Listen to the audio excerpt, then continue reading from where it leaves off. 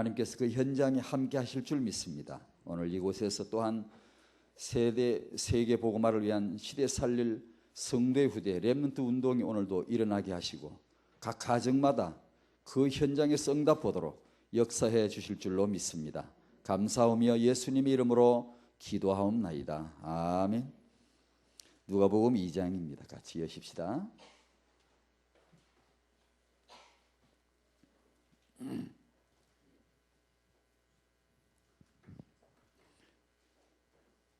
항상 기뻐하라, 쉬지 말고 기도하라, 범사에 감사하라. 늘 이렇게 하십니까? 저도 집에다 이걸 써놓고 늘 보고 합니다. 주 안에서 항상 기뻐합시다. 항상 기뻐하고 주 안에서 그 은혜를 늘 묵상하면서 무시로 기도하면서. 누가복음 2장 40절에서 52절까지입니다. 여러분이 아시듯이 누가복음 1장에는 하나님의 시간표를 따라서 한 아기가 태어납니다. 그리고 그 아기가 이렇게 자라더라 하고 1장을 딱 마감을 합니다. 2장에서 한 아기가 태어나고 그 아기가 이렇게 자라더라 라고 설명합니다. 1장은 세례 요한이고 2장은 예수님. 하나님의 중요한 시대적인 그 시간표 두 렘넌트를 6개월 차이로 딱 세우면서 구약과 신약을 연결하는 정말 시간표 중의 시간표입니다. 그게 오늘 2장 예수님에 대한 기록이죠. 12살 이전에 자라시는 모습, 12살 이후에 자라시는 모습인 것 같습니다. 40절에서 52절까지 같이 읽겠습니다. 시작. 아기가 자라며 강하여지고 지혜가 충족하며 하나님의 은혜가 그 위에 있더라. 그 부모가 해마다 유월절을 당하면 예루살렘으로 가듯 예수께서 12살 될 때에 저희가 이 절기에 전례를 쫓아 올라갔다가 그 날들을 마치고 돌아갈 때에 아이 예수는 예루살렘에 머무셨더라. 그 부모는 이를 알지 못하고 동행 중에 있는 줄로 생각하고 하루 길을 간 후 친족과 아는 자 중에서 찾되 만나지 못하며 찾으면서 예루살렘에 돌아갔더니 사흘 후에 성전에서 만난 자 그가 선생들 중에 앉아서 저희에게 듣기도 하시며 묻기도 하시니 듣는 자가 다 그 지혜와 대답을 기히 여기더라. 그 부모가 보고 놀라며 그 모친은 가로되 아이야 어찌하여 우리에게 이렇게 하였느냐. 보라 내 아버지와 내가 근심하여 너를 찾았노라. 예수께서 가라사대 어찌하여 나를 찾으셨나이까. 내가 내 아버지 집에 있어야 될 줄을 알지 못하셨나이까 하시니 양친이 그 하신 말씀을 깨닫지 못하더라. 예수께서 한 가지로 내려가사 나사렛에 이르러 순종하여 받으시더라. 그 모친은 이 모든 말을 마음에 두니라. 예수는 그 지혜와 그 키가 자라가며 하나님과 사람에게 더 사랑스러워 하시더라. 아멘. 잘 모르면 예수님 어릴 적에 속 되게 썩였다 하십지. 부모님 말씀도 안 듣고 혼자 잘 돌아다니고 맨 찾게 만들고 앵갈 속색이라고 맨날 그런 것도 까딱하면 그렇게 별 것 같은. 세계비전교회 성도는 지금 임신 중에 태아도 있죠. 젖먹이 아이도 있죠. 유초등부, 중고, 대학 청년.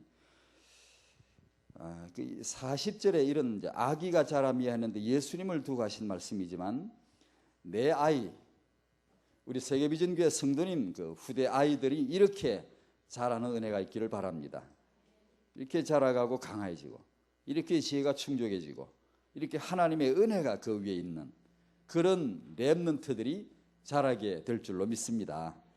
어제인가 새벽에 누가복음을 읽었는데 다른 우리 그 메시지도 늘 이렇게 또 듣고 이렇게 하지만 성경 본문도 그냥 이렇게 계속 저는 읽습니다. 통독으로. 그런 시간은 꼭 갖습니다. 참 좋습니다. 근데 누가복음 16장을 읽었는데 여러분이 아시듯이 양 100마리가 있는데 그 중에 하나 잃었잖아요. 그리고 10드라크마 있는데 하나 잃었잖아요. 두 아들이 있는데 그 중에 하나 잃었잖아요. 그 잃은 것을 찾았을 때에 하늘에 얼마나 기쁨이 있느냐. 죄인 하나가 회개하면 그 말씀을 예수님이 하실 때 그걸 읽으면서 그 두 아들 얘기를 읽어가면서 둘째 아들이 집을 나가가지고 지 재산 다 챙겨 나가더니만 다 말아먹고 창기하고 다 말아먹고 뭐 유흥가 돌아다니면 다 말아먹고 다 써버리고는 죽게 생겼으니까 그때서 지 아버지 생각이 나가지고 정신이 조금 돌아가지고 아이고 이제 집에 한번 돌아가 보자 해가지고 돌아오니까 아버지가 뜻밖의 너무 환대해 주시고 뿐만 아니라 막 송아지까지 잡아가지고 잔치를 막 한다. 맏아들이 밖에 있다가 돌아보니까 웬걸 계획이 없으면 우리 집에 뭐 언제 뭐 제삿날이 있었나 왜 갑자기 뭐 잔치가 뭐고 이게 무슨 어제 뭐 회갑 잔치 있었나 잔치 계획도 없었는데 뭐 동네 잔치를 하고 뭐 야단이 무언고 물어보니까 동생이 돌아왔다는 거예요. 아니 몇 년 전에 집 나간 그 동생이 소식도 끊고 이렇게 맨 속썩이고 말한다고 하던 그놈이 돌아왔다는데 아니 그게 돌아왔으면 봤지 뭐 그렇게 대단하다고 나한테는 이렇게 말 잘 듣고 속안색이고 착실하게 잘 사는 나한테는 염색이 한 마리 안 주더만 아니 그거 왔다고 송아지까지 잡을 일이 뭐 있냐고 그 말씀을 읽는데 내 마음속에 맞다 싶더라고. 제가 그거 읽다가요 맞습니다 하나님. 그러니까 우리 옆에 집사람이었다가 킥킥 웃더라고. 제가 우리 집에 가면 큰아들이거든. 큰아들인데 딱 그 말이 맞더라고. 여러분 것도 안 그래. 여러분 마음이 착하니까 안 하지 않고. 나는 딱 그렇게 내 말이 딱 그거예요. 난 그 이상 더 좋은 말 못하겠더라고. 나는 그보다 더 악하게 말하지 절대 좋게 말 못하겠더라고. 그래 그 읽다 그랬다니까 하나님 맞습니다. 이게 맞지 그럼 뭐가 맞습니까? 제가 그 진리를 알지만 진짜 인간적으로 볼 때 맞더라고. 그게 맏아들 이름이 누굽니까? 성경에 여러분 성경에 안 나와 있어요? 내 성경에 있던데? 아니 성경이 이상한가 봐. 내 성경에는 최세윤이라고 있던데. 그 맏아들 이름이 최세윤이야. 그 아침에 읽는데 그게 맏아들로 안 보이고 최세윤이로 보이더라고. 제가 집에 가면 큰아들이고 또 내 하고 싶은 말을 하더라고. 그 큰아들이.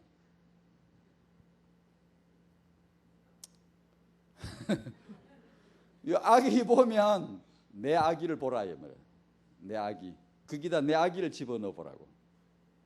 우리 후대가 렘넌트가 바로 이러한 모델 되시는 그리스도를 닮아서 자라게 될 줄로 믿습니다. 부모님 마음이죠. 믿음이죠. 그게 필요해요. 그게 중요해요. 다락방에서의 태영아 사역 간단하게 여러 면이 있지만 간단하게 좀 말씀드리면 요 근래 주어진 메시지대로 종합기획이다. 그 속에 다 들었다. 문제는 다양하지만 항상 하나님의 해답은 영원한 해답은 여자의 후손 하나밖에 없습니다. 또 복잡한 문제들 다양한 문제들이 많지만 하나님이 항상 그 시대마다 그 문제를 해결해 주신 하나님의 방법이 렘넌트였습니다. 그러니까 종합기획이다. 그 렘넌트 뚜껑을 열면 그 안에 다 나옵니다. 여자의 후손을 딱 열면 그 안에 완벽한 답이 다 나온단 말이에요. 다른 데 눈 돌리거나 방황할 필요가 없이 그렇게 하나님이 주셨단 말이죠. 그리고 이것은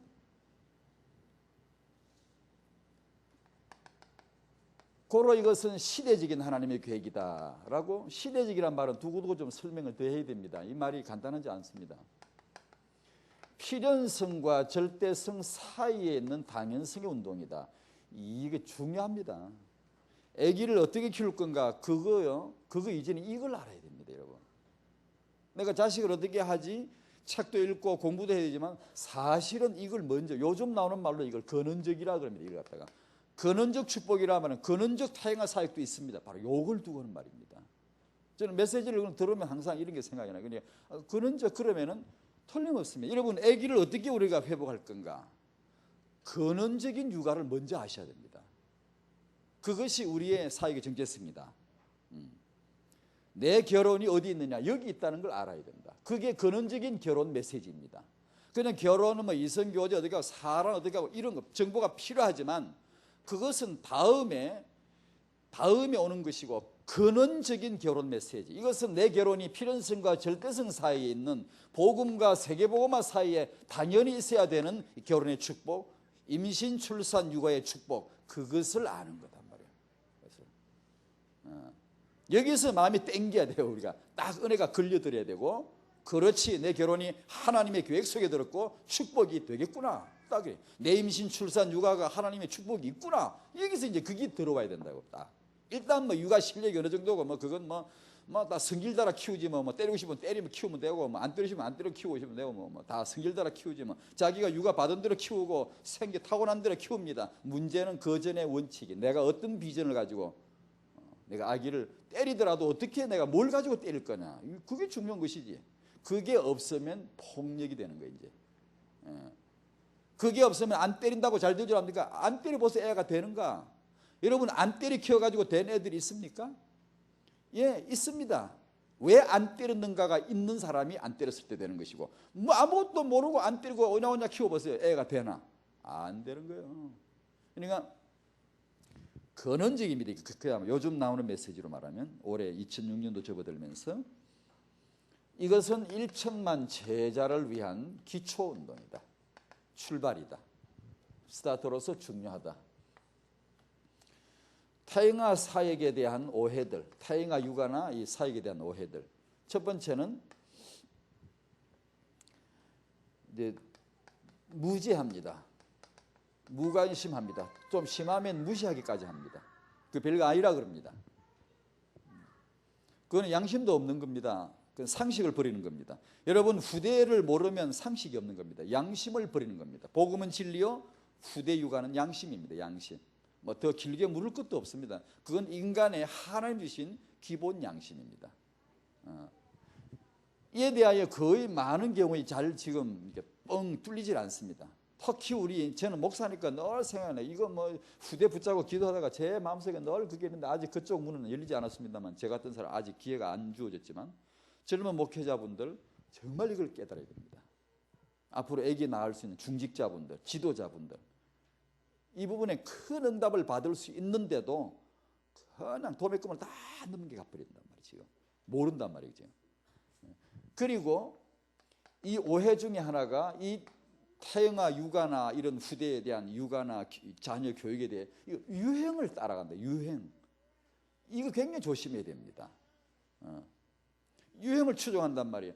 태교, 요즘 이제 태교가 부쩍 뭐 기태교, 뭐 뇌태교, 뭐 별별 태교가 다 있어요. 붙이면 다 태교 그냥 따는데 다 맞는 말이에요. 일리가 있는 말인데 다양한 육아 이론들이 막 얼마나 많은지 몰라요. 근데 그걸 한마디로 말하면 일종의 유행입니다. 그게 유행. 예전에 우리 이제 집사람 요즘도 그런 거 말 가능. 우리 막내 키울 때 그때는 육아 이론이 뭐가 유행 있는 거 하니 6개월 넘기 전에 젖 떼야 된다는 거예요. 젖을 안 떼면 애가 머리가 나빠지고 뭐 이게 안 좋대. 그래가지고 6개월 엄마 젖을 물고 안 놀라는데 그걸 억지로 떼려고 그냥 뭐 쓴 걸 발랐다 뭐 약방에 약 팔아서 그때 약을 또 애기 젖 뗄 때 바르는 약도 있대. 그러니까 그걸 바르고 그 애가 제일 영적 문제 많더라고. 지금 나이가 드니까 이제 좋아졌어요. 그게 클 때 제가 셋째 아이가 제일 힘들었어요. 이게 아주 어렵더라고. 그런데 어릴 때 젖을 일찍 때 그런가. 이제 나이가 드니까 좋아지더라고. 좋아지는데 키울 때 한참 클 때는 그 애가 제일 힘들더라고. 힘든데 이 육아라고 하는 것이 유행이에요. 유행. 그런 게. 옛날에 스포크 박사의 육아 이론은 절대적이었어요. 당시에. 지금은 그 이론이 절반은 다 틀린 겁니다. 다시 말하면 지금 말하는 육아 이론도 나중 한 10년, 20년 후에 절반은 틀릴 수도 있습니다. 그러니까 뭘 말하는 거 하니? 유행을 지나치게 따르지 말아야 된다. 하나의 유행이다. 이거 학문은 하나의 사조 유행입니다. 그러니까 그걸 조심해야 된다는 얘기죠. 그러니까 저는 타영아라고 하는 이 사역을 이제 보고는 붙잡고 있지만 그러나 제 마음속에 타영아만 있는 게 아닙니다. 렘넌트라고 하는 주제지. 제가 처음에 붙잡은 건 후대지 타영아가 아니었어요. 후대 때문에 타영아를 기왕이면 타영아부터 출발하자는 얘기지. 그래서 이렇게 됐는데 타영아가 중요하긴 합니다. 출발이니까. 그러나 그것만 중요하지는 않습니다. 얼마든지 기회는 있습니다. 지금 초등학생, 지금 중학생, 고등학생 얼마든지 육아 가능성은 있습니다. 그러니까 절대 실망하거나 그럴 필요가 없습니다. 오히려 이런 제가 연구 발표 하나 제시해 볼게요. 미국의 스탠포드 대학의 젠센 박사라는 사람이 있어요. 교수가 있는데 이 사람이 발표한 자료예요. 유대인들이 뭐 똑똑하다 그러는데 뭐 얼마 똑똑한가 진짜 싶어서 이제 조사를 하는 중에 영유아들을 조사했어요. 유대인 영유아들, 그 다른 민족 영유아들 비교해 봤어요. 어떤 자기 주관적이지만 일반적인 객관적으로 이해될 만한 기준들을 몇 개 정해 가지고 조사를 해 봤더니 결과가 이렇게 나왔어요. 유대인들 영유아보다 동양인들의 영유아가 더 뛰어나대요. 영유아 시기를 말하는 게 지금 우리가 유대인들이 정말 탁월하다 하니까 그거는 정말 놀라운 태교를 받아가지고 영유아 때부터 세계적인 그런 아주 뛰어난 그런 영유아들이겠거니라고 생각을 했지만 전혀 빗나갔어요. 영유아 시기에는 동양인 아이들보다 더 미숙하더래요. 떨어지더래요. 뭘 얘기하죠? 하나를 보면 안 된다 얘기예요. 하나를. 뭔가 다른 전체를 봐야 된다. 그 유대인들이 육아를 어떻게 하고 가정 분위기가 어떻고 이게 전체에서 그게 나오는 것이지 태교를 한다고 태교 하나만 해가 뭘 해가 그렇게 되는 건 아니란 말이에요. 그러니까 유대인들은 태교 이런 얘기 거의 잘 않거든요. 사실 또요. 그러니까 이런 태교라는 것은 분명한 과학적인 이론이면 틀림없어요. 부정할 필요는 없어요. 다만 유행 따라 치우칠 필요는 없다 이거예요. 그게 내가 비록 태교를 몰랐더라도 더 여유 있는 전체를 이해할 수 있는 연구가 필요하지. 그냥 뭘 하나 이게 조그마한 것만 하나 됐니 안 됐니 그리 일비해서는 안 된다는 얘기예요. 세 번째로 태영아 사에게 육아나 이런 메시지. 요즘 우리 다락방의 태영아 선교국에 메시지 때문에 좀 문제가 있습니다. 이게 조금 이렇게 우리 어른들이 지금 조금 뭐라 했어요? 좀 이 조정이 좀 필요할 때가 와서 그래서 이런 것도 제가 준비해봤는데 여러분들이 다 아기 키우시잖아 지금요. 임신 중인 분도 계시고 20가지 훈련 이걸 예사로 여기지 마시고 어떤 분 훈련을 잘 안 따라가요.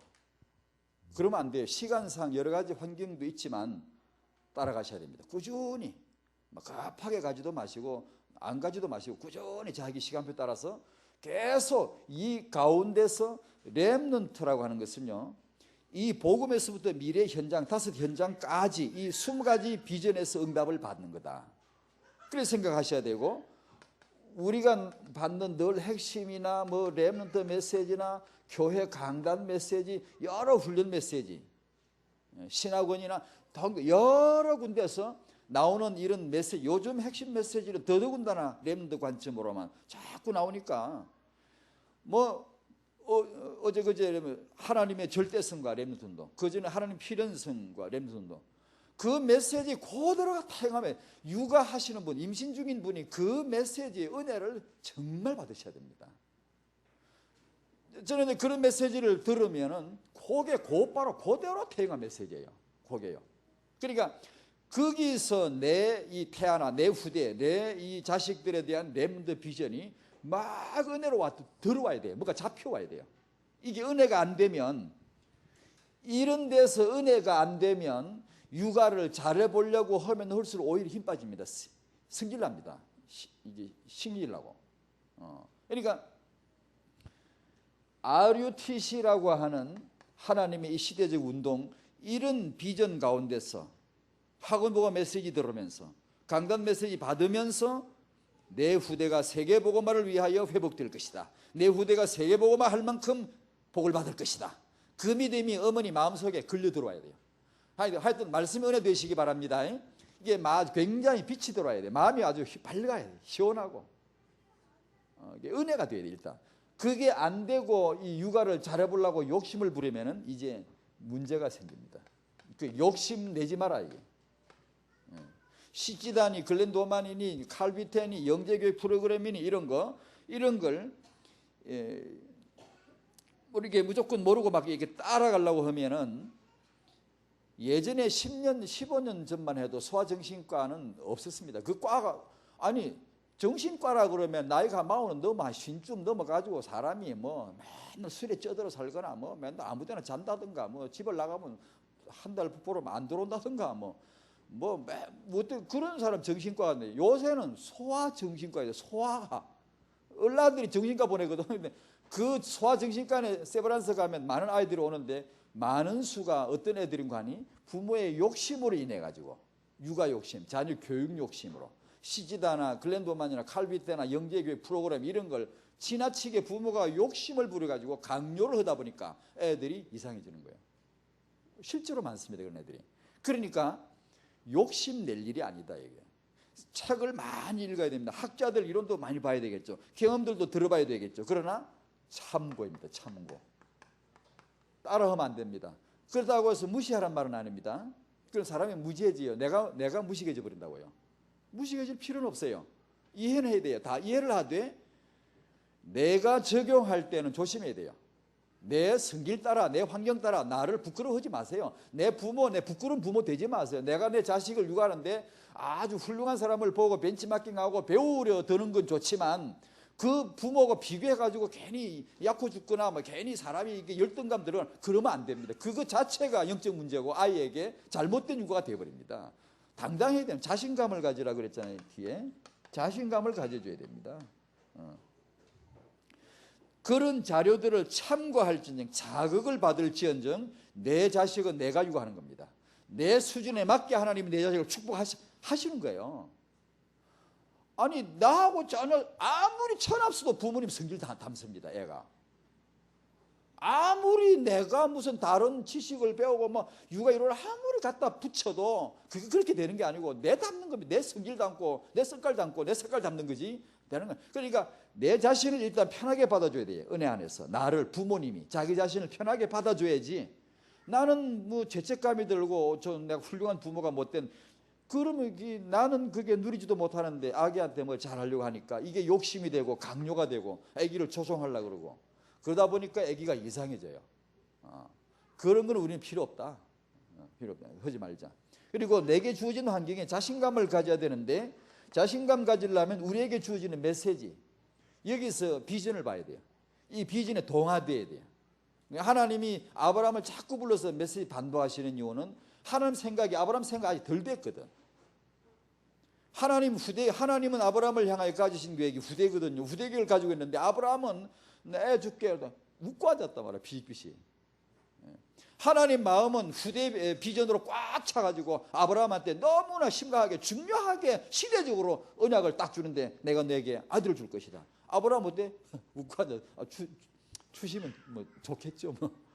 내 아내가 뭐 지금 나이가 몇 살인데 이러고 앉았단 말이야. 전혀 하나님하고 코드가 안 맞는 게 지금. 근데 하나님이 이 자식 안 되겠다 그런 게 아니고 또 와서 메시지죠. 또 와서. 그래 반복해서 자꾸만 그걸 확인시켜 주시는 것은 하나님 마음속에 꽉 차 있는 이 렘넌트 계획이 아브라함의 계획이 될 때까지. 그래서 20가지 훈련이 중요하고 그래서 취소 훈련이 중요하고 그래서 이랬다 저랬다 하면 안 돼요. 꾸준하게 메시지를 들으면 분명히 됩니다. 저도 메시지 듣다가 되는데 여러분도 안 그러겠습니까? 한 번에 들어서 된 사람 어디 있습니까? 메시지를 자꾸 듣다 보니까 아하 이게 그런 뜻이었구만 하고 자꾸만 그림이 더 그려지고 내 마음 안에 뭔가가 이게 다락방이 이거야 라고 하는 것이 자꾸만 정체성이 만들어져 가지 않더냐 말이야. 그려지지 않더냐 말이야. 한 번에 누가 됐습니까? 그와 똑같이 계속 이렇게 꾸준하게 하셔야 됩니다. 청년들도 이제 이 결혼에 대한 거나 이런 후대에 대한 것도 자꾸 이제 대학 수련회 때나 청년 수련회 때나 태영아 메시지 이런 걸 통해 자꾸만 들어야지. 안 그러고 안 들으면 휙 다 날아가 버려요. 이게 막 마음에 막 맞다 이래 하다가도 여러분이 그걸 안 듣거나 꾸준히 안 나가면 다 날아가 버려요. 삽시간에 날아가 버립니다. 잉태가 안 돼. 이게 잉태가 돼야 딱 태아가 착상이 돼가지고 딱 내 것이 돼야 되는데 메시지가 휙 날아가 버려요. 다 유산돼 버리고 날아가 버린다고. 내 것이 안 된다고요. 들어오긴 들어오는데 한때는 감동되는데 다 날아가 버린다고요.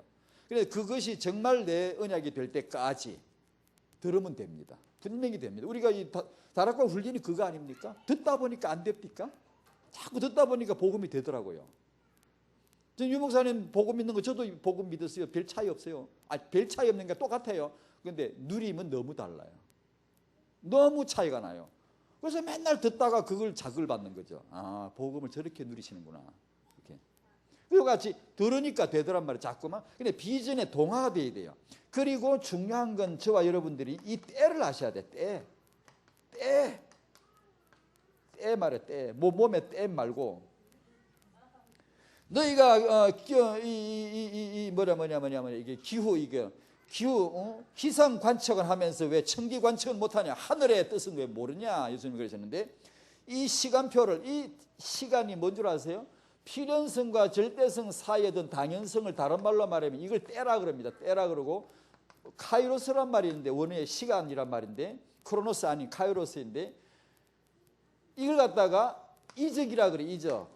그냥 놀랍다 기적이 났다 그게 아니고 이적이다. 필연성과 절대성 때문에 당연히 일어나는 역사를 이적이라 그래. 사인, 표적이라 그래. 그걸 갖다 표적. 그러니까 세례 요한이 잉태될 때가 있는 거야. 아무 때나 잉태되는 게 아니에요. 그 때에 딱 천사가 와서 엘리사벳에게 메시지를 준 거예요. 그 때. 갈라디아 4장 4절에 때가 참에 하나님이 그리스도를 보내사 여자에게서 나게 하시고 그 때 아무나 아무 때 임신되는. 예수님이 언제 십자가 못 박히시게? 6월절 저녁 제사 때 시간이 딱딱 맞아요. 왜냐? 하나님 어린 양이시니까. 예수님이 아무나 봐서 이렇게 이렇게 죽으십니까? 아니요. 때가 정확하게 스케줄이 있는 겁니다, 여러분. 성천하실 스케줄, 부활하시고 40일 후에 재림도 때가 있죠. 아버지께서 알고 계신다 그래요. 그러니까 이 때인데 지금이 몇 월 달이죠? 3월이지. 입춘이 지나갔나요? 지나갔나요? 입춘 지나갔어요, 아가씨? 송씨? 그러면 지금 우리가 낮에 나가면 무슨 소리가 들리죠? 무슨 소리가 들리죠? 봄이 오는 소리. 봄처녀이 오시나. 봄이 오는 소리가 들린다. 봄이 온다 지금. 자, 또 하나. 여러분이 지금 또 하나 들려야 될 게 있어요. 계절, 이 시간표를 지금 말하는 때. 이 때가 지금 봄이 오는데 이 때, 지금 이 때란 말이에요. 이 때에 지금 들려오는 소리가 또 하나 있어야 돼요. 그게 뭐죠? 렘넌트 축복이 들려와야 돼요. 렘넌트 축복이 들려오는 소리가 들려지길 바랍니다. 지금이 렘넌트 계절이 왔어요. 봄이 온 게 아니고 렘넌트 계절이 왔다 지금. 그러니까 우리 후대가 복받을 것이다. 렘넌트 축복받는 소리가 막 들려와야 돼요. 50년 후에 100년 후까지라도 10년 후에 우리 후대들의 복받는 모습이 지금 들려와야 돼요. 지금 그게요. 지금 렘넌트 계절이 왔어요. 2006년 봄이 온 게 아니고 렘넌트 시간표가 지금 온 거예요. 이 시기에 내가 임신을 했구나. 내가 이때 내가 애를 지금 키우고 있구나. 그 때를 알라고 말이에요. 우리 단체에 주신 때를 알란 말이에요. 지금. 그게 중요합니다. 부모님이. 그리고 내 육아를 내가 응답받는다. 이렇게 자신감을 가지고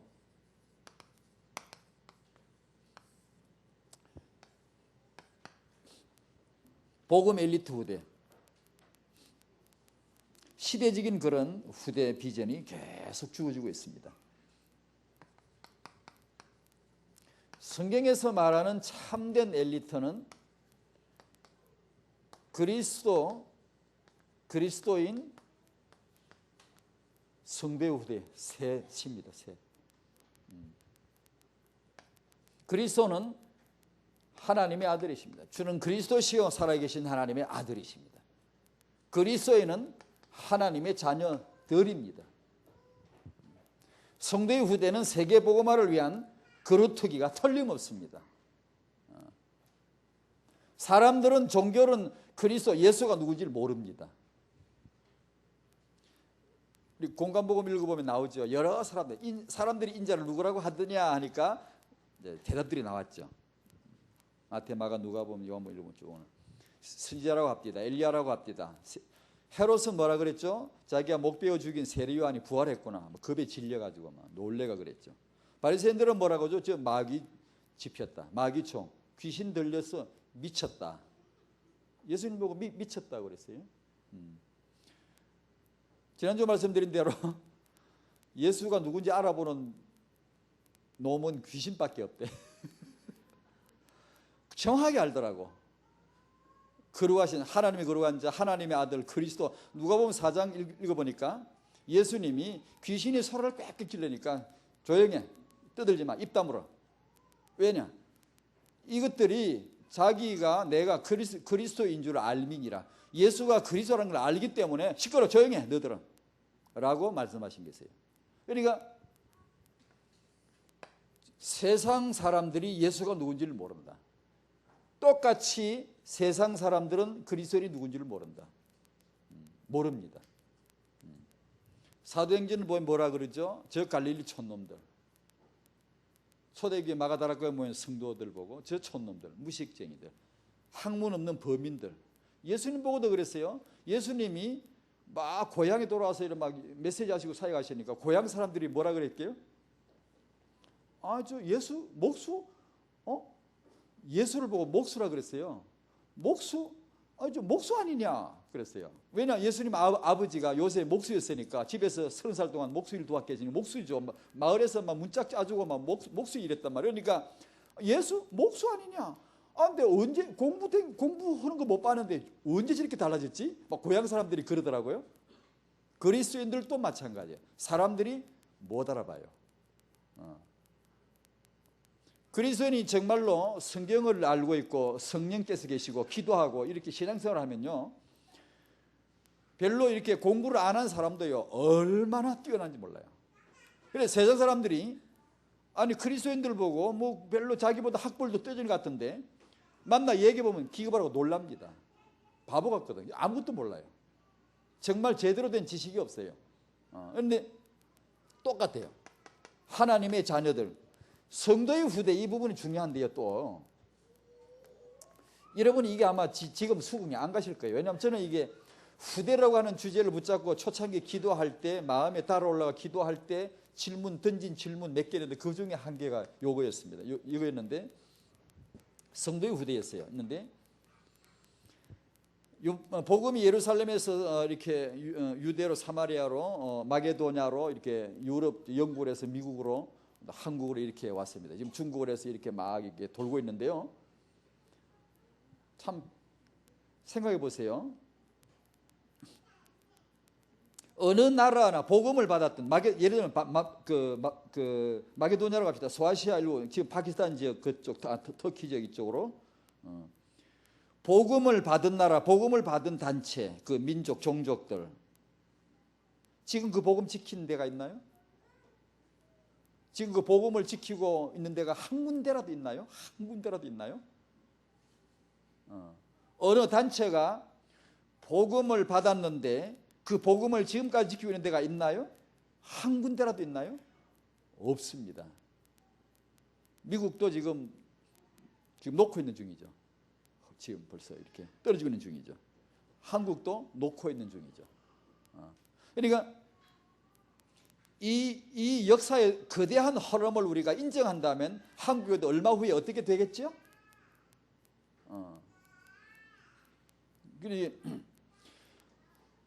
자, 두 가지가 위기더라고요. 복음이 희미해지요. 종교한테 밀리고 성도의 후대가 세상 인물들에게 밀린단 말이에요. 실력에 밀린단 말이에요. 지금 그 복음이 스쳐간 그 복음이 한때 완벽하게 꽃을 피웠던 그 자리들, 현장들이 지금은 관광지예요. 아무 그런 거 없어요. 이제는 관광지일 뿐이에요. 그렇게 된 이유는 사역은 했는데 열심히 했는데 성도님들 자기 후대 전수하는데 놓쳤어요. 성도 후대 회복 안 됐어요. 복음을 받았는데 복음을 지금 유지를 못하고 놓치게 된 결정적인 원인은 엉뚱한데 바깥에 있는 게 아니에요. 내부 안에. 그래 우리 교회 안에 여러분 태영아 사역이나 우리 안에 렘넌트가 황금의장입니다, 여러분. 사역적으로 볼 때 황금의장이 지역에 있죠. 학원이나 어디 병원이나 지역에 사각지대에 황금의장인데 그런 전략을 겉으로 가지면서 그것을 정말로 지속하려면 시대적으로 그리고 또 지속하려면은 우리 안에 황금의장, 저와 여러분의 성도의 후대가 나보다 더 크고 나보다 더 강한 후대로 회복되는 응답과 축복이 꼭 있기를 바랍니다. 이게 안 되면 아무리 좋은 비전도 강도로 끝나요. 몇 세대 못 가요. 그게 지금까지 역사의 교훈이에요. 우리가 그걸 거스릴 수 있을까요? 저는 지금 차에 운전한 오늘 아침 7시 조금 넘어 출발했는데 겨우 도착했어요. 왜냐면 안개가 끼어가지고 차가 밀려가지고 내내 그 생각했어요. 기도하면서 그 생각했어요. 저 마음에 정말 그 기도했어요. 이 역사라고, 그 역사 공부가 필요한데요. 이거 복음의 눈, 그리스도를 통해서 보는 눈하고 하나는 역사 눈이 필요합니다, 여러분. 역사를 알아야 됩니다. 근데 우리는 기껏해 3, 40년, 4, 50년 사이 가는 그것만 가지고 막 시대적이다, 막 세계적 이러는데 100년, 200년 모르잖아요. 그걸 어떻게 알죠? 역사를 보면 알잖아요. 역사를 보면. 그래서 역사 공부가 있는 거예요. 그 역사를 보면 흘러가는 게 있어요. 흘러가는 게 있는데 그 역사대로라면 다락방도 얼마 후에 사라지게 되어 있어요. 그 역사의 관성의 법칙에 의하면 어느 단체나 어느 민족이나 그 흐름을 보면 우리나라 신앙도 또 다락방도 그 역사를 거스리거나 도전하거나 바꾸는 이게 없으면은 역시 그 흐름대로 얼마 후에 사라질 거게 되어 있어요. 그게 보인단 말이에요. 역사니까. 자, 그럴 때 우리는 뭐가 다르냐? 우리는 그 역사를 막았을 뭐가 있느냐? 그 역사의 흐름을 도도하게 거부해버리고 방향을 틀어버릴 뭐가 있느냐? 그게 RUTC입니다. 렘넌트인데요. 이 렘넌트 운동으로 전수되지 않으면요, 아무리 위대한 비전과 언약이 와도요, 어떻게 되겠죠? 그건 답은 역사에 있습니다. 역사에. 뭐 우리가 아무리 똑똑해도요, 그건 4, 50년 똑똑이지. 그 3, 40년 똑똑이지. 6, 70년 똑똑이지. 그러니까 기독교 2000년 사이에 이게 회복이 안 돼요. 성도의 후대가 누군지를 몰랐어요. 전 정말 몰랐어요. 제가 목사인데도 몰랐어요. 중직자나 우리 집사님, 성도님들이 이걸 아셔야 됩니다. 하나님이 나를 부르시고 내 후대 이유 있게 주셨다. 세계복음화가 하나님의 절대성 속에 있다면 필연성이 복음이고 절대성이 세계복음화, 반드시 될 게 세계복음화라면 하나님이 지금 내 자식을 당연하게 축복해 주실 것이다. 이게 육아하는 부모에게 들어와야 돼요. 딱 잡혀야 돼요. 그래서 교회 안에 성도님들의 후대들이 더 크고 강한 시대적인 인물들로 딱딱 서야 돼요. 그게 가능합니다. 그게 되어져야 됩니다. 그래야 언약의 땅을 딱 차지하는 겁니다. 지배하는 겁니다. 정복하고 다스리는 후대가 나오는 겁니다. 아무리 생육하고 번성하고 충만해봤자 하나님 언약도 없고 정복할 비전이 없는데 그 아이들이 아무리 낳아봤자 세계 정복 안 됩니다. 그러니까 여러분, 이게 지금 수긍이 안 가고 저는 이것 때문에 진짜로 막 기도했거든요. 우리가 기독교 사이에 이걸 놓쳤다고 저는 봤어요. 왜 이런 일이 벌어져야 되지? 유대인들은 지금까지, 아브라함부터 지금까지 한 4,000년 넘도록 그 정체성을 그대로 지금 지켜옵니다. 지금 정통파 유대인, 그들은, 유대인들도 여러 파가 있다는 거 알죠? 개혁파 유대인이 있고, 그들은 이제 커뮤니티 회당을 해도 다 다릅니다. 조금씩. 정통파는 이제 가장 유대인다운, 예수님 당시와 지금도 똑같이 살거든요. 예수님 이전의 생활과 똑같이 살고요. 그런 유대인들은. 근데 그 사람들은 변하지 않아. 정체성이 그대로 지켜주는, 거기서 인물들이 계속 나온단 말이에요. 인물들이, 세계적인 인물들이. 그런데 우리 기독교는 이걸 놓쳐버린 거예요. 몇 세대 못 가 다 놓쳐버렸어요. 지금까지 역사 그래. 다락방도 그걸 안 놓치라는 법이 어디 있어요?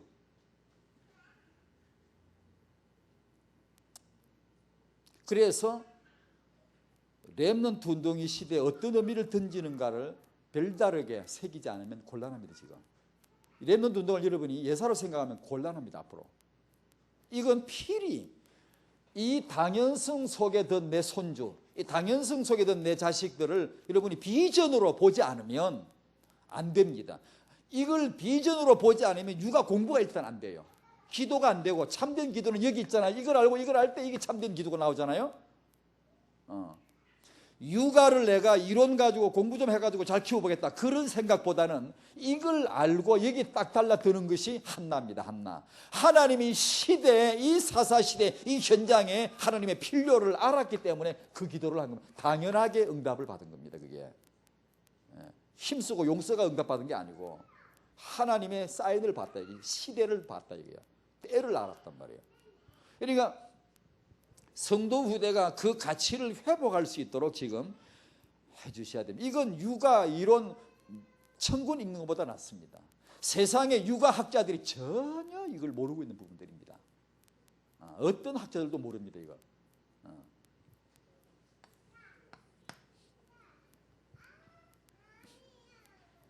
그 다음에 하나님의 렘넌트 운동, 이 필연성, 이것을 이해해야 됩니다. 이것을 이제 내 것이 되도록. 자, 이 렘넌트 운동은 첫 번째 뭐냐면 하나님의 계획입니다. 렘넌트 운동은 첫 번째 하나님의 계획이다. 하나님의 계획으로 출발된 겁니다. 우리가 다락방에서 일으킨 게 아닙니다. 어느 사람이 일으킨 게 아닙니다. 모세가 왜 렘넌트 운동했죠? 하나님이 하라고 하신 거예요. 엘리사가 왜 제자 운동하죠? 하나님이 하라고 하신 것이죠. 그죠? 바울이 왜 회당 운동하죠? 하나님의 인도죠. 그와 똑같이 이것은 언제나 하나님이 계획하신 출발입니다. 두 번째로 렘넌트 운동은 이게 이제 우리 시간표거든요. 이게요. 이걸 알아야 되고 그 다음에 이것이 내 비전이구나. 부모 내 비전이구나. 내 기도구나. 이것이 이제 와야 된단 말이에요. 그래서 공교롭게도 출애굽 사건이 있으려고 400년 다 찼으니까 시간표 됐으니까 그걸 떼라 그래. 카이로스라 그래. 떼. 당연성. 때가 됐으니까 절대성 언약의 땅으로 가야 될 계획이 있으니까 당연히 400년 다 찼으니까 출급해야 되겠죠. 당연성. 에? 그러니까 당연성이 또 왔어. 지금 때가. 그걸 시간이라 그래. 때라 그래요. 시간표라 그래요. 그러니까 누굴 세우죠? 렘너가 필요하죠. 그때 요게벳이 하나님하고 사인이 맞은 거예요. 출애굽기 2장. 출애굽기 1장 현장을 끝내고 거기서 빠져나와야 되는데 3장 이후가 어디에 기록되나? 2장 때문에 기록이 되는 거. 성취가 되는 거예요. 2장에 아므람과 요게벳이 결혼하고 임신 출산 육아를 해가지고 모세가 딱 세워지니까 출애굽 시간표 딱 당연하게 역사가 일어나잖아요. 그러니까 부모님에게 이것이 이제 와야 된다 이게 지금. 그러니까 출애굽기 2장에 이 후대 그 부모가 나타나잖아요. 오늘 읽은 누가복음 1장에도 중요한 시간표가 딱 닫혀 이제 율법과 선지자 끝내고 구약 끝내고 이제 신약 하나님의 아들 시대가 이제 열리는 그 중요한 시점에서 누가복음 1장에 누구를 보냅니까? 세례요한을 보내지 않습니까? 2장에 누구를 보냅니까? 예수님 보내지 않습니까? 태어나지 않습니까? 사무엘상 그 사사시대 현장을 위해서 사무엘상 1장에 사무엘이 응답받도록 하지 않습니까? 그러니까 공교롭게도 성경을 열면 제일 초창기에 항상 렘넌트가 등장합니다. 그게 뭐죠? 하나님이 뭘 하시고 싶으실 때 항상 제일 먼저 딱 응답 주시는 게 렘넌트였다 얘기죠. 그러니까 우리가 세계복음을 해야 되는데 우리가 지금 꼭 받을 응답이 올 텐데 그게 뭐가 먼저 오냐? 렘넌트 응답이 오게 돼 있다 지금. 부모. 렘넌트 운동은 시대적 전도자들의 사명이었습니다. 그게 모세고 모세 광야 40년 생활은 그것이 렘넌트 세우는 기간인데 운동하는 기간인데 그것은 모세의 수명입니다. 수환입니다. 수환. 그거 렘넌트 운동 끝나고 모세는 죽습니다. 40년 한 게 딱 남는 게 딱 떨어지는 게 모세 40년 사역하고 딱 하나 남는 게 렘넌트입니다. 1세대 다 죽고 군대 딱 후대들 딱 세워놓고 모세 딱 죽고 언약의 땅으로 들어가게 하지 않습니까? 엘리사나 바울이나 이게 다락방이 아르디시 운동이라고 했습니다만 제가 혹시 유 목사님에게 혹시라 또 내가 함부로 말을 해가지고 누를 끼치지 않을까 걱정돼가지고 그분이 뭐라 그러시면 큰일 나니까.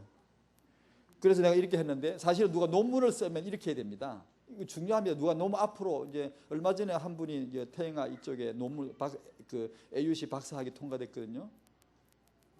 2호 AUC 정은주 목사님 1호 박사 통과됐고 2호로 태영아 메시지 통과됐어요. 그런데 그게 이제 물론 싫었습니다. 제가 이게 정리해줬어요. 정리해줬는데 그걸 아셔야 됩니다. 아이들 보고 우리 몇 번째 렘넌트라 그러죠? 8번째 렘넌트라는데 사실은 유 목사님을 8번째 렘넌트라고 해야 됩니다. 정리를 할 때. 누가 논문을 쓸 때 이걸 해줘야 됩니다. 시대적 전도자 모세가 한 것이 렘넌트 운동입니다. 광야 40년 동안. 엘리사가 렘넌트 운동했죠. 바울이 렘넌트 운동했다면 이 시대의 전도자로 유광수 목사님이 아르디시 운동을 했다. 이것이 정리가 되어져야 돼. 앞으로 후대들에 의해서 이제 이 사역이 정리가 되어져야 되는데 본인께서는 이제 그렇게 말씀을 안 하셔도 이것이 이제 시대적으로 이렇게 정리가 되어야 됩니다. 시대적인 전도자가 받는 항상 중요한 사명이 있는데 그것이 렘넌트 운동이었다 그 말이에요.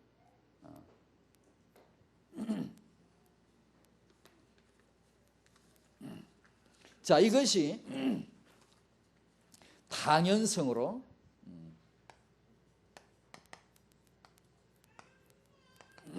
우리에게 이제 옵니다.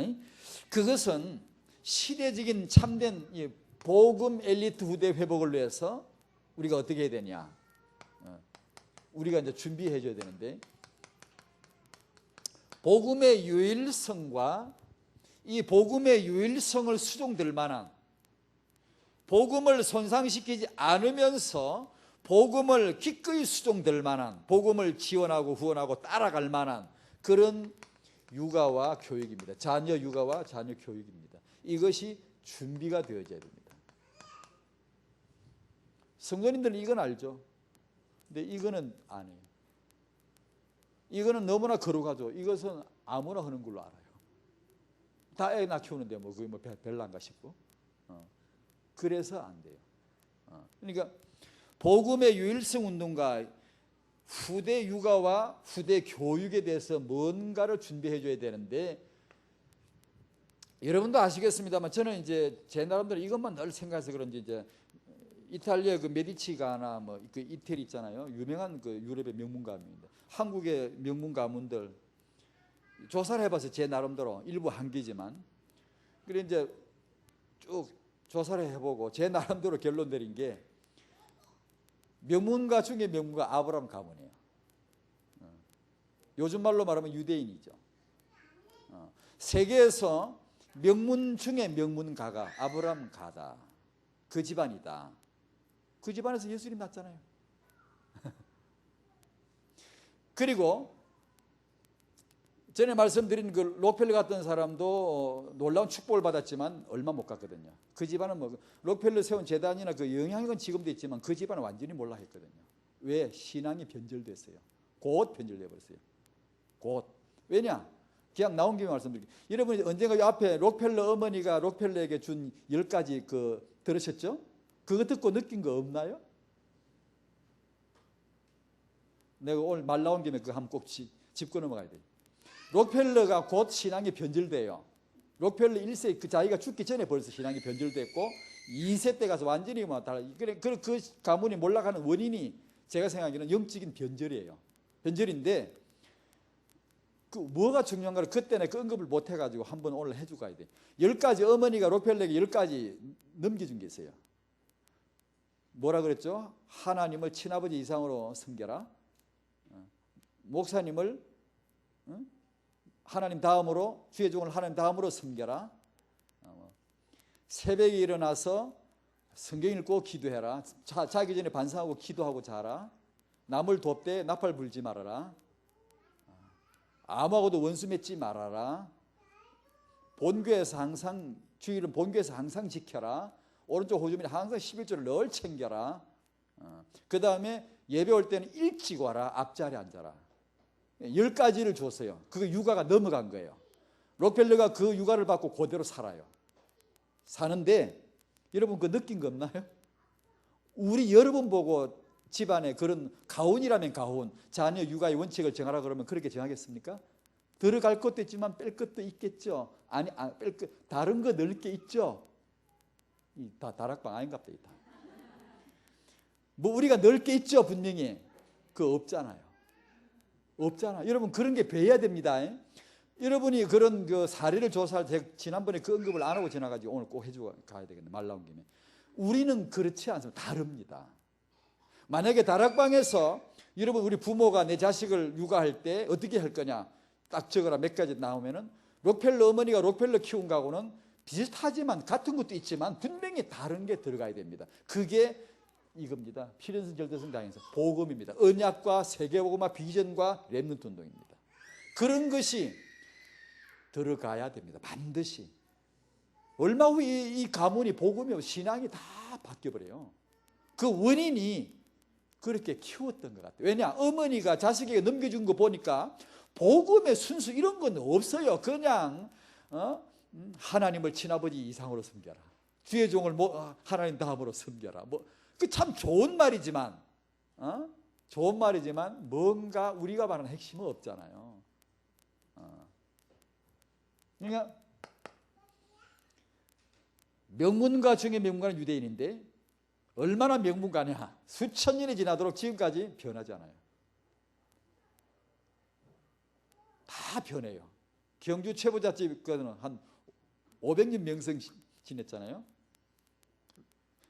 명문 가문들이 다 변해요. 얼마 후에 다 바뀌어요. 그런데 유대인들은 안 변해요. 지독하게 안 변해요. 지독하게 안 변해요. 얼마나 지독한가 하면 여러분 아시죠? 1900 얼마지 48년 그러니까 이스라엘 독립할 때 저기 유럽 북부에서 오고 남쪽에서 오고 옛소련에서 오고 뭐 미국에서 아프리카에서 오고 사방에서 유대인들이 모여들었잖아요. 모여들어서 같이 딱 모였는데 어떻게? 생활이, 먹는 게, 언어가, 성질이 똑같아. 세상에 이런 인간들이 어디서 글쎄? 참 지독하죠. 참 놀랍다고 해야 되나 이 유대. 진짜로 이건 못 따라갑니다. 그래서요, 저는 이 렘넌트 운동, RUTC 운동을 이걸 왜 저는 참 기도하는데 돈 많이 내는데 돈은 별로 없고 말만 이럽니다. 지금 이런데 이 유대인을 능가해야 되는데 유대인을 능가할 만한 후대 회복하고 육아나 교육이 유대인을 능가할 만한 게 돼야 되는데 그게 여러분 하루아침에 될 것 같습니까? 안 됩니다. 일단 안 된다는 건 아십시오. 여러분 쉽게 안 됩니다. 이것이 운동으로 묵은지 김치처럼 맛을 내려면 오래 묵어야 됩니다. 우리 RUTC 운동이 묵어야 되는데 이 유대인의 단일 정체성을 능가할 만한 RUTC 운동이 되려면 앞으로 제가 메시지 좀 하고 싶어요. 이걸요. 우리가 받는 20가지 훈련 이것이 우리 화장실에 우리 방 구석에까지 저 부엌의 구석대기까지 이 색깔로 번복을 해야 돼요. 원내스 해야 돼요. 그러니까 이 운동을 앞으로 유대인을 능가하려면 이게 안 되면 안 돼요. 이게 앞으로 그걸 이제 만들어야 되는데 우리는 렘넌트다. 우리는 다락방이다. 우리는 RUTC다. 이게 메시지 원냈어. 사상 원냈어. 언어도 원냈어. 그냥 취미도 원냈어. 모든 게 강력하게 공동체가 되지 않으면 이걸 지속이 안 됩니다. 얼마 후에 변질돼 버립니다. 이게. 그래서 이 운동이 앞으로 RUTC 안에서 우리 렘넌트 운동의 이 메시지가 우리는 그게 이제 가능해요. 왜냐하면 유 목사님이 그분이 혼자서 메시지를 다 하니까. 그분은 뭐 힘들지도 뭐 안 타니까 뭐 다행이지. 얼마 잘해. 우리는 뭐 기도만 뭐 뻑시게 해 자꾸 뭐 하고 그분만 계속 하시도록 이게 너무나 이게 유리한 운동입니다. 이게. 왜냐하면 메신저가 이렇게 흩어지면은 어렵습니다. 유대인들은 여호와 야훼 한 말씀 쇠마 하나만 딱 붙잡으니까 아프리카 사람도 고고요. 미국 사람도 고고요. 그러니까 모이면 똑같아 칼라가. 근데 기독교는 그게 안 돼요. 오만 신학과 오만 자기 색깔이 있기 때문에 그게 안 돼. 원네스가 안 됩니다. 그러니까 우리 RUTC가 그걸 지금 12.3이 그걸 지금 띄어야 돼요. 원네스를 만들어 내야 우리 후대가 동일한 색깔로 유대인을 능가하지, 따라잡고 능가하지. 안 그러면 다 흩어져 버려요. 나중에 시간 지나면 다 색깔 따라 흩어져 버린다니까요. 그러니까 이 부모님이 유대인을 능가할 만한 이 당장은 안 돼요. 먼 비전에 이게요. 그러나 이 분명히 된다고 믿고 우리가 안 하면 안 돼요. 왜냐 유대인들은 이것들은 아무리 인물이 훌륭해도 세계복음은 못해. 왜냐하면 폐쇄적이라 자기들만 선민이기 때문에. 예를 들면 유대인들 그 두루마리 그 양피지 붓으로 쓴 거 지금도 팔잖아요. 그 예를 우리가 사러 간다 합시다. 상점에 이거 두루마리 성경 사러 왔습니다. 그 되게 비싸요. 8천만 원, 6천만 원, 7천만 원 이래요. 손으로 서기관이 지금도 서기관이 쓰거든요. 그걸. 그리고 얼마나 비싸겠어. 그런데 그러면 안 팝니다. 안 팔고 왜 이방인은 당신이 왜 살라 그러냐 이게. 우리 뭐 우리 성경인데 우리나라 성경 믿기 때문에 사고 싶다 그러면 이방인한테 필요 없는 거예요. 이건 하나님이 여호와가 우리에게 주신 말씀이지 당신들에게 주지도 않았는데 당신이 왜 가져가려고 그러냐.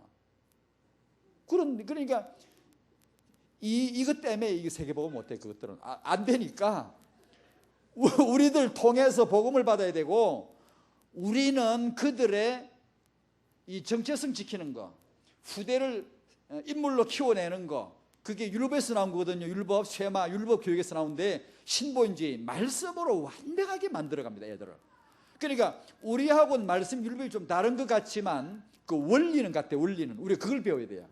얼마나 우리가 후대를 집안에서 신본주의로, 말씀 중심으로, 언약 중심으로 어느 정도 해야 되느냐, 이게 지금 여러분 잘 안 쓰죠. 지금 뭐 기도 좀 하고, 뭐 이렇게 새벽에 기도 좀 하고, 아예 뭐 언약 메시지 매일 좀 들려주면 그 정도 될 거라 생각하죠. 꿈깨시오. 아닙니다. 얼마나 더 강력하게 이 언약 중심으로, 복음 중심으로 이걸 해야 되는가는 여러분이 앞으로 자꾸 깨져야 됩니다. 자극을 더 받아야 되고, 유대인을 능가하려면 그거부터 깨져야 됩니다.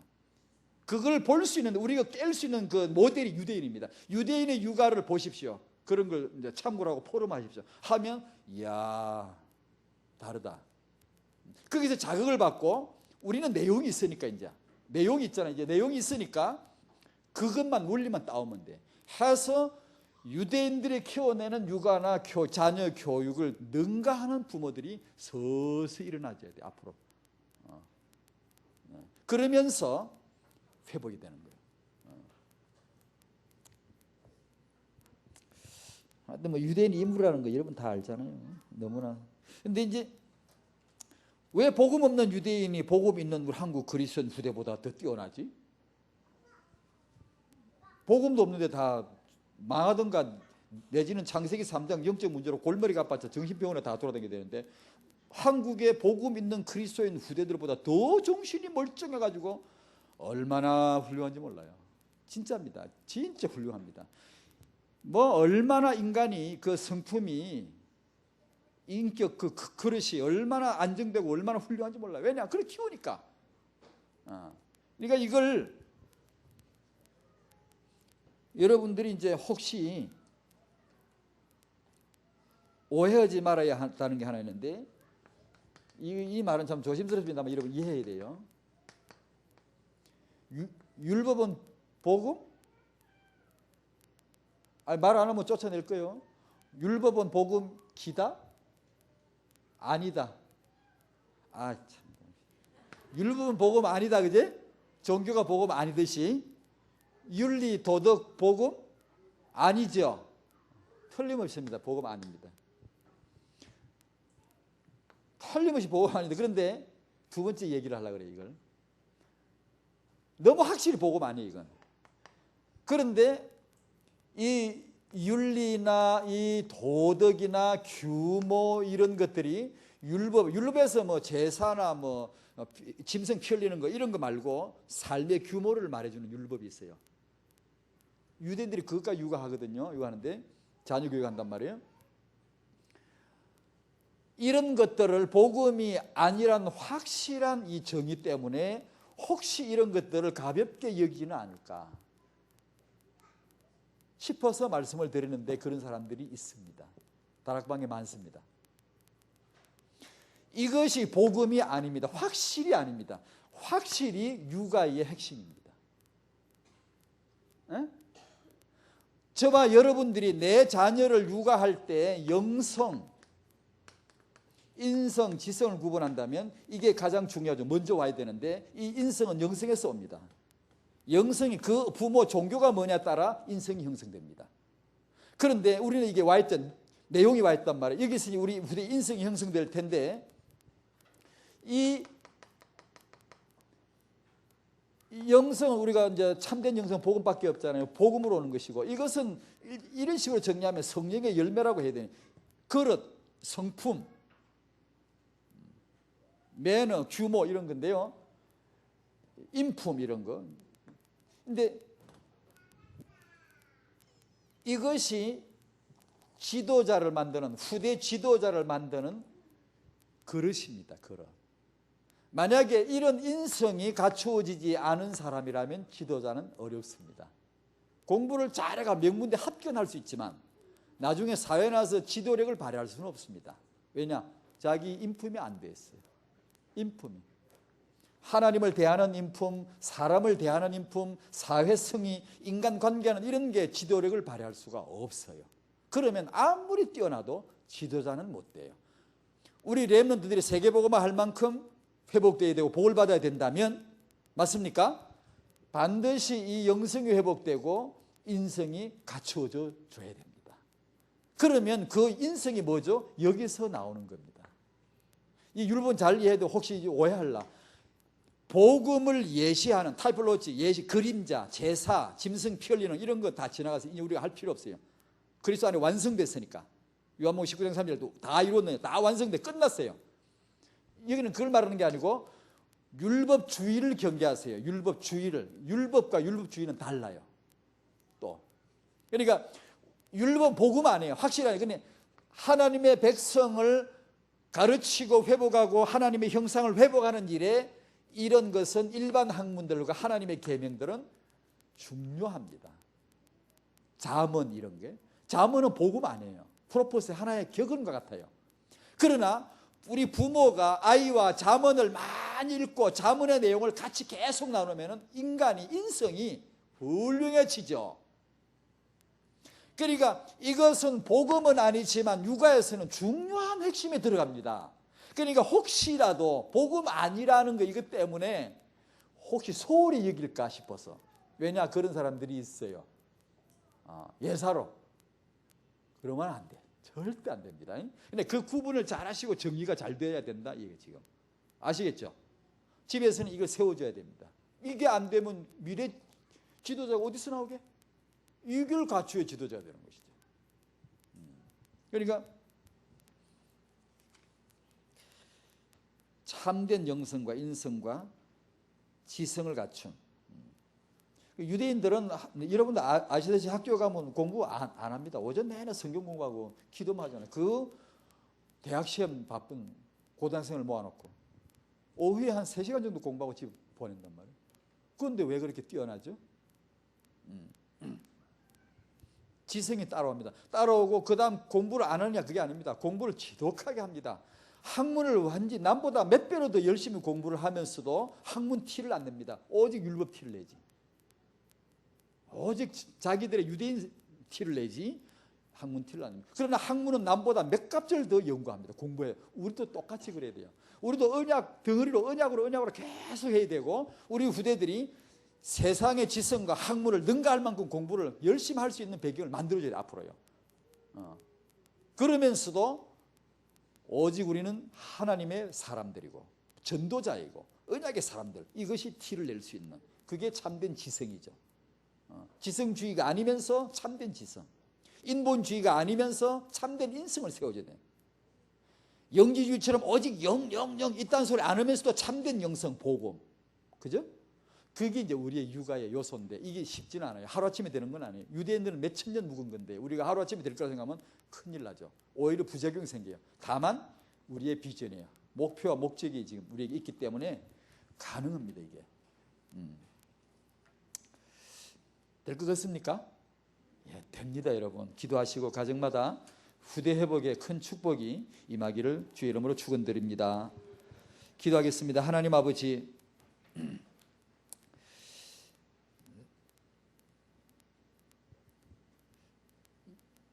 지금까지 굴러오는 역사를 우리가 좀 막아봐야 되겠습니다. 우리가 막으면 안 되겠습니까? 지금까지 되다가 망하고 복음 받았다 또 놓치고 종교에 밀리고 후대 회복 안 되니 인물들의 세상 인물, 인본주의 인물들에 밀리고 이런 역사를 아무리 도도하다고 하지만 이 역사를 우리가 막으면 안 되겠습니까? 다락방이 막으면 안 되겠습니까? 이게 세계 비전교회 성도들이 막으면 안 되겠습니까? 주여 저희의 렘넌트 운동과 RUTC 운동이 이 세계사의 방향을 털게 하시고 세계사를 새로 기록할 수 있도록 정말 복음이면 된다더라. 복음이면 된다. 렘넌트가 되더라. RUTC가 세계복음화 한다라고 하는 그런 새로운 세계사를 기록할 수 있도록 사도행전을 기록할 수 있도록 하나님이 축복하여 주시옵소서. 여기 청년들에게 우리 부부, 부모님, 조부모님들에게 이러한 필연성과 절대성 가운데 들어있는 이 당연성의 믿음을 정말 마음에 붙들 수 있도록 은혜가 되게 하시고 계시의 빛을 주사 마음에 조명하사 우리가 흔히 이 언약과 이 하나님의 절대성을 볼 수 있도록 축복하여 주시옵소서. 감사하며 예수님의 이름으로 기도하옵나이다. 아멘.